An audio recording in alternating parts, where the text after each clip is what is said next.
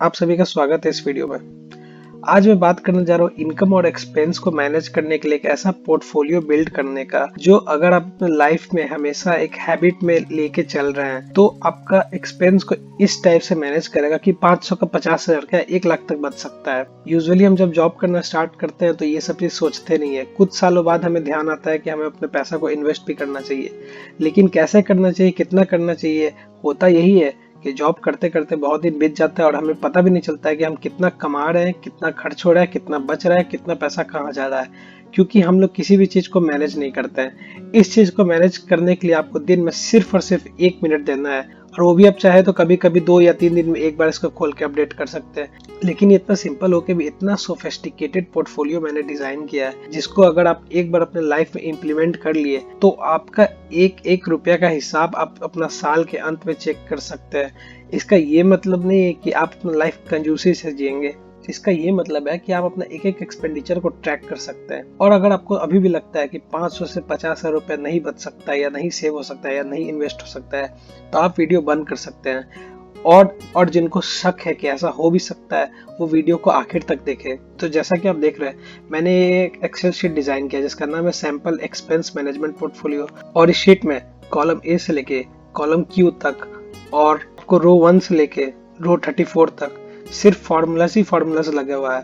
तो सबसे पहले बात करते हैं शीट के नाम के बारे में। तो शीट का नाम जैसा कि आप यहाँ से पढ़ सकते हैं 2020 से लेके 21। इसका ये मतलब है कि ये शीट सिर्फ फाइनेंशियल ईयर 2020 से 21। आप सभी में से जिन लोगों को ये बात नहीं पता है कि एक साल में कितने क्वार्टर होता है, क्वार्टर क्या होता है, उनको मैं एकदम सिंपल से समझाने जा रहा हूँ कि क्वार्टर का सिंपल मतलब होता है कि एक चौथाई, यानी कि साल में 12 अगर महीने होता है तो उसका एक चौथाई यानी कि 3 महीना। अब किसी भी कंपनी या किसी भी ऑर्गेनाइजेशन या किसी भी कंट्री में फाइनेंशियल ईयर हमेशा स्टार्ट होता है अप्रैल से, क्योंकि मार्च होता है एंडिंग ईयर का क्वार्टर।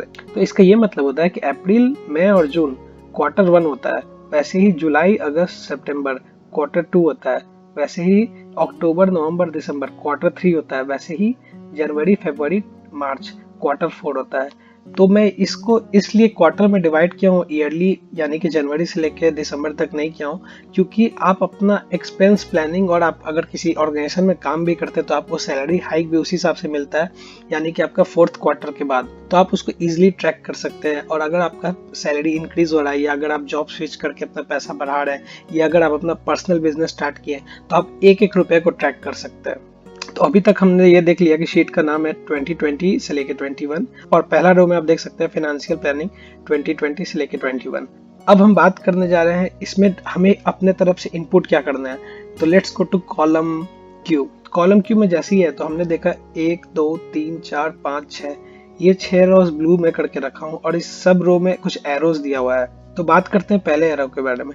यहाँ पे लिखा हुआ है yearly in hand, yearly budget. तो बात करते हैं O3 के बारे में। तो बेसिकली करना क्या, आपको इस शीट में सिर्फ कुछ डेटा को फीड करना है, उसके बाद ये डेटा ऑटोमेटिकली फॉर्मूला से कैलकुलेट होगा, और आप अपना एक एक एक्सपेंडिचर और अपना शॉर्ट टर्म गोल्स और लॉन्ग टर्म इन्वेस्टमेंट को कैसे हैंडल करते हैं ये उसको ट्रैक करेगा। आगे बढ़ने से मैं आपको पहले 50 30 या 20 का रूल समझाता हूँ। 50 का ये मतलब है कि मैं अपना सैलरी जो भी मैं महीने का इन हैंड कमाता हूँ उसका 50% मेरा खर्चा में जाना चाहिए। वो आपका मंथली में किसी भी टाइप का एक्सपेंस हो सकता है, जैसे कि आपका रेंट, आपका ट्रैवल, आपका फूड, आपका मोबाइल रिचार्ज, आपका कोई क्लॉथिंग वगैरह एक्सेट्रा। शॉर्ट टर्म बजट यानी कि आपका साल का ईयरली सैलरी का 20% या आप मंथली सैलरी का 20% ले सकते हैं, वो होता है शॉर्ट टर्म गोल्स। अब शॉर्ट टर्म गोल एक्चुअल में होना क्या चाहिए?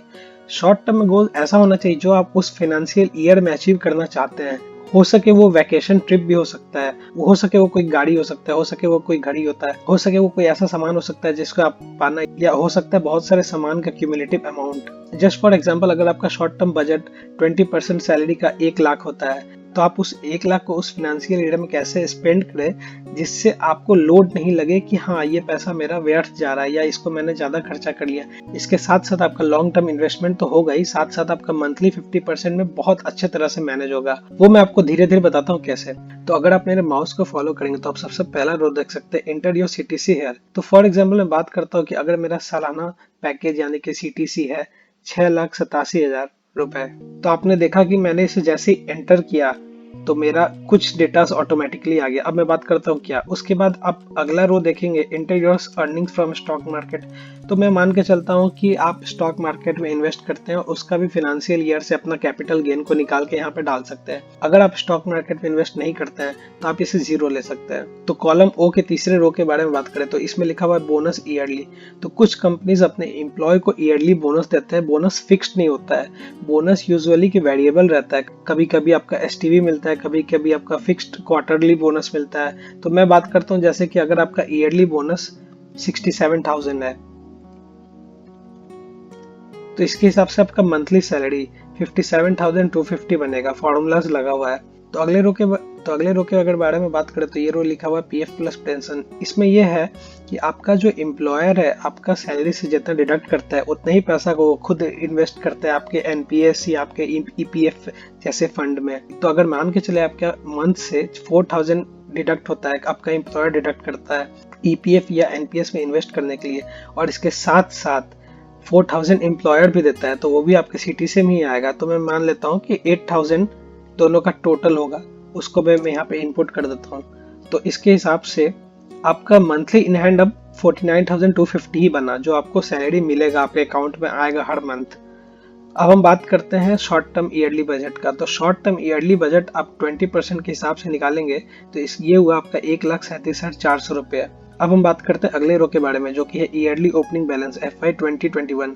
क्योंकि अगर आप ये शीट को फर्स्ट टाइम फॉलो करने जा रहे हैं तो लेट सपोज आप इसके पहले कभी नहीं फॉलो किए तो इसको जीरो ले लेते हैं। इसके बाद हम बात करते हैं ईयरली क्लोजिंग बैलेंस जो कि अभी अप्रोक्सीमेट है क्योंकि ये वैल्यू चेंज होगा अभी आगे, और ईयरली गेन यानी कि आप साल में टोटल गेन किए कितना।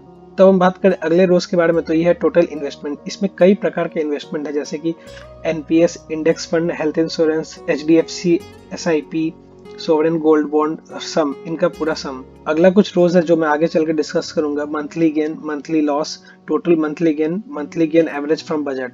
अब ये बजट क्या मैं आपको आगे समझाता हूँ। तो शॉर्ट टर्म ईयरली बजट जैसे ही बना, अगर आप 6,87,000 सीटीसी अर्न करते हैं ईयरली तो आप अपने लिए 1,37,400 यानी कि 1,37,400 हमेशा ऐसा अमाउंट लेके चलिए अपने पास कि जिसको आप साल में खर्च करने के पहले एक बार भी ना सोचे और इसके बारे में लोड नहीं ले कि ये पैसा मैं क्यों खर्च कर रहा हूँ। ये आप अपने इंजॉयमेंट या अपने लग्जरी या आप अपने शॉर्ट टर्म गोल्स में स्पेंड कर सकते हैं। फॉर एग्जांपल मुझे एक ऐसा कैमरा ही लेना है जो 1,37,000 का है तो मैं साल में इसे एक बार खरीदूंगा। लेकिन अगर मैं 1,37,400 इन्वेस्ट कर दिया साल में, वो फर्स्ट मंथ में करूँ या ईयरली फाइनेंशियल ईयर के लास्ट मंथ पे करूँ, मैं उसके बाद शॉर्ट टर्म बजट में हाथ नहीं लगाऊंगा। उसके बाद मुझे जैसे अपना जीवन काटना है वही 50% ऑफ द सैलरी में ही काटना है। तो वही 50% सैलरी हमारा आगे चल के बनता है बजट। अब हम बात करते हैं बजट के बारे में। तो ये हो गया हमारा बजट, यानी कि हमें मंथ का 24,625 रुपीज हर मंथ मिलेगा जिसको हमें स्पेंड करना है। क्या चीज में? तो आप इन फील्ड्स में स्पेंड कर सकते हैं जैसे कि आपका रेंट हो गया, इलेक्ट्रिसिटी बिल हो गया, कैश विड्रॉल एटीएम से या पेटीएम में जो हम पैसा ऐड करते हैं किसी भी पर्पस के लिए, या आप अमेजन या फ्लिपकार्ट से शॉपिंग करते हैं, या आपका फूड एक्सपेंस जो आप टोटल मंथ का अप्रोक्सीमेट डाल सकते हैं, या अगर आप किसी पार्टिकुलर ग्रोसरी शॉप से लाते हैं तो उसका बिल से बस ट्रैक कर सकते हैं। ये आप राउंड फिगर में कर सकते हैं, एग्जैक्ट वैल्यू होना जरूरी नहीं है।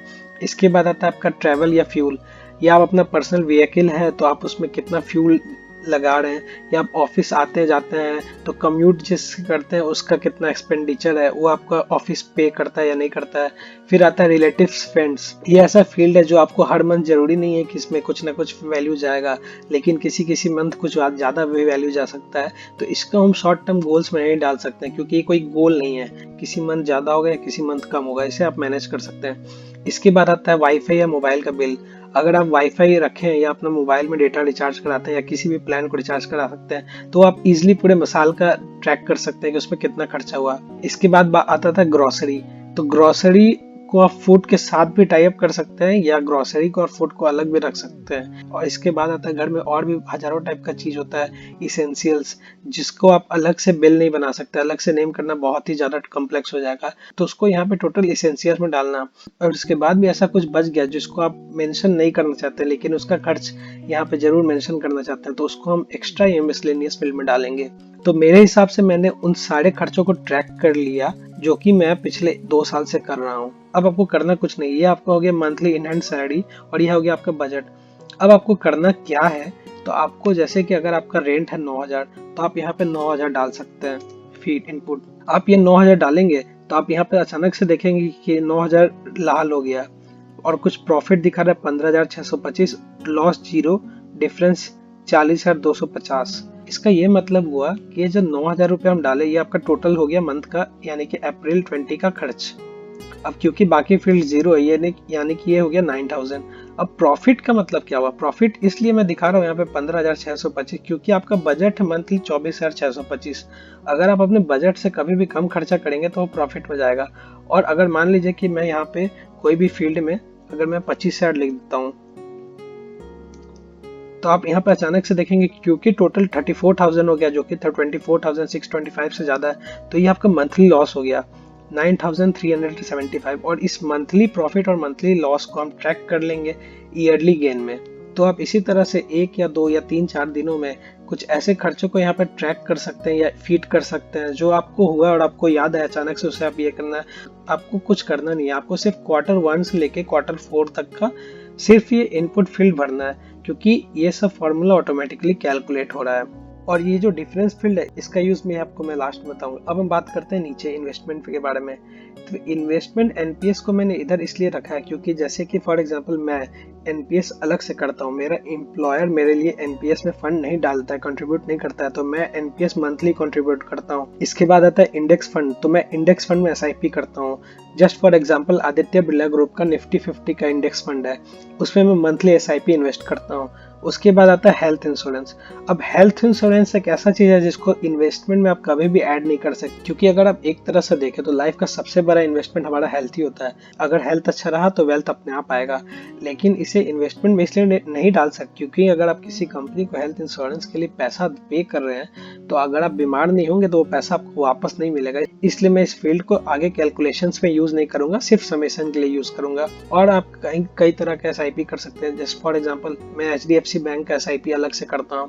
इसके बाद आप सोवरेन गोल्ड बॉन्ड में इन्वेस्ट कर सकते हैं। इसी तरह आप कुछ फील्ड्स को यहाँ पे ऐड भी कर सकते हैं। उसके बाद क्या हुआ कि शॉर्ट टर्म जो आपका बजट था ईयरली जो कि है 1,37,400, वो आपका मंथली भी 11,450 में डिवाइड हो जाता है। और फॉर एग्जांपल कि आप चाहते हैं कि नहीं मैं अपना साल का शॉर्ट टर्म बजट डिसाइड नहीं करूं तो आप मंथ को भी इसको ट्रैक कर सकते हैं। यानी कि अगर आपका मंथ से जितना भी शॉर्ट टर्म बजट से कम या ज्यादा खर्च उसको आप इस शीट में फॉर्मूला से ट्रैक कर सकते हैं। अब मैं क्यों रिकमेंड करूंगा कि शॉर्ट टर्म ईयरली बजट को आप ईयरली ट्रैक करें, क्योंकि शॉर्ट टर्म ईयरली बजट 1,37,000 कोई छोटा अमाउंट नहीं है। अगर हम साल में बेफिजूल खर्चा करते रह जाए लेकिन उसको ट्रैक नहीं करें तो हो सकता है साल के अंत में हमें ऐसा लगे कि हमारा ज्यादा पैसा स्पेंड हो चुका है लेकिन हमें ये नहीं पता चले कि कहाँ हुआ है। लेकिन अगर मेरा ऐसा कुछ बजट है कि नहीं मुझे वैकेशन में जाना है तो वैकेशन में 1,37,000 में मैं फॉरेन कंट्रीज भी जा सकता हूँ। लेकिन ऐसे अगर मैं ट्रैक नहीं करूंगा तो मैं सोचूंगा यार फॉरेन कंट्रीज जाने के लिए पैसा नहीं है मेरे पास। इसलिए इस शॉर्ट टर्म बजट को 1,37,400 सबसे इम्पोर्टेंट है क्योंकि ये एक ऐसा बजट है जिसको आपको एक बार फिक्स करना है और साल में उसके लिए कंसिस्टेंट रहना है। उसके बाद उसको खर्च करने समय एक बार भी मत सोचिए, बस आपको एक ही चीज डिसिप्लिन फॉलो करना है कि अगर आप एक बार उसको खर्चा कर दिए साल का तो फिर आप उसमें आगे पीछे नहीं करेंगे। अब हम बात करते हैं इधर के कुछ रोज में। ये मिस्क 1, 2, 3, 4, 5, 6, 7 ये वो है जिसको आप शॉर्ट टर्म बजट में यहाँ पे डाल सकते हैं। जैसे कि फॉर एग्जांपल अगर आप एक वॉच खरीदते हैं तो आप वॉच को यहाँ पे एंटर कर सकते हैं मैनुअली और वॉच का प्राइस अगर 32,000 है तो आप उसको यहाँ पे फीड कर सकते हैं। तो ये 32,000 डालते ही आपका ईयरली बैलेंस कम हो गया और आपका ईयरली गेन भी कम हो गया क्योंकि ये आपके शॉर्ट टर्म में से डिडक्ट हो गया। अब हम बात करने जा रहे हैं शॉर्ट टर्म बजट ईयरली का, यानी कि अगर आप अपना शॉर्ट टर्म बजट अगर आप इसको कंप्लीट कर लेंगे तो ये आपका आ जाएगा कि ईयरली बजट जो कि था 1,37,400 में से आपका अभी इतना बचा और उसी के हिसाब से आपका लॉन्ग टर्म एसेट बिल्डिंग आ जाएगा कैलकुलेट होके 4,09,000। तो ये जस्ट एक एग्जांपल है। आपको करना क्या है, आपको इन डेटास पे ज्यादा ध्यान देना है, आपको इन डेटास को अच्छा से फिल करना है। इसके साथ साथ आपको अपना डेली या वीकली एक्सपेंस को यहाँ पे फीड करना है, राउंड फिगर भी चल सकता है। और इसके बाद सबसे इम्पोर्टेंट ये है कि अगर आप इन्वेस्टमेंट किसी भी टाइप का करते हैं तो आप उसको यहाँ पे फीड कर सकते हैं। ये फीड करने के बाद टोटल ये शीट फार्मूला से कैलकुलेटेड है। तो अगर आप ये चाहते हैं कि ये शीट को आप अगर एक्सेस करें तो इस शीट का लिंक मैं डिस्क्रिप्शन में डाल देंगे और ये पासवर्ड इनेबल शीट होगा। तो अगर आप चाहते हैं कि शीट को एक्सेस करें और अपने लाइफ में अपनाएं तो आपको करना कुछ नहीं है कि शीट को बस डाउनलोड करना है, पासवर्ड डालना है और हर बार आप इसको कॉपी करते जाइए हर साल के लिए, और ऐसे ही आप इसमें कुछ अपना पर्सनल मॉडिफिकेशन भी कर सकते हैं। लेकिन ये शीट मैं आपको फ्री में नहीं देता हूँ क्योंकि इसे बनाने में मुझे काफ़ी मेहनत लगा है। तो अगर आप मुझे यूपीआई से पेमेंट करना चाहते हैं तो वो भी मैं अपने डिस्क्रिप्शन बॉक्स में डाल दूंगा। अगर आप मुझे पे करते हैं तो आप मुझे ईमेल कर दीजिए और मैं आपको इस शीट का पासवर्ड आपको शेयर कर सकता हूँ। तो आज के इस वीडियो से मैंने कोशिश किया कि आपको इनकम और एक्सपेंस का मैनेजमेंट पोर्टफोलियो इस टाइप से डिजाइन करवाऊं जिससे आप अपना साल का जितना भी इनकम है उसको अच्छी तरह से ट्रैक कर सके, शॉर्ट टर्म बजट को डिफाइन कर सकते हैं, लॉन्ग टर्म इन्वेस्टमेंट को जान सकते। और जो एक बात जो छूट गया था मैं आपको बताना, वो था आपका साल का ईयरली ओपनिंग और क्लोजिंग बैलेंस बताना। यानी कि अगर आप इस साल 0 से स्टार्ट किया तो साल के अंत में एक्चुअल में आप कितना गेन किए हैं अपने इनकम से। तो अगर आपको ये वीडियो पसंद आया तो लाइक करिएगा क्योंकि YouTube का एल्गोरिथम ऐसे काम करता है कि अगर आप वीडियो लाइक करते हैं तो YouTube ये सोचता है कि ये वीडियो और भी लोगों को पसंद आ सकता है तो उन्हें भी रिकमेंड करता है। ऐसे ही चैनल ग्रो होगा और मुझे सपोर्ट मिलेगा। तो अगली बार हम किसी और अच्छे दिन अच्छे टॉपिक के साथ जरूर मिलेंगे। And like I always say, stay strong and keep going. अगर आगे भी ऐसे ही वीडियो देखना चाहते हैं तो चैनल को सब्सक्राइब कर लें और अगर वीडियो पसंद आए तो वीडियो को लाइक करना ना भूलें।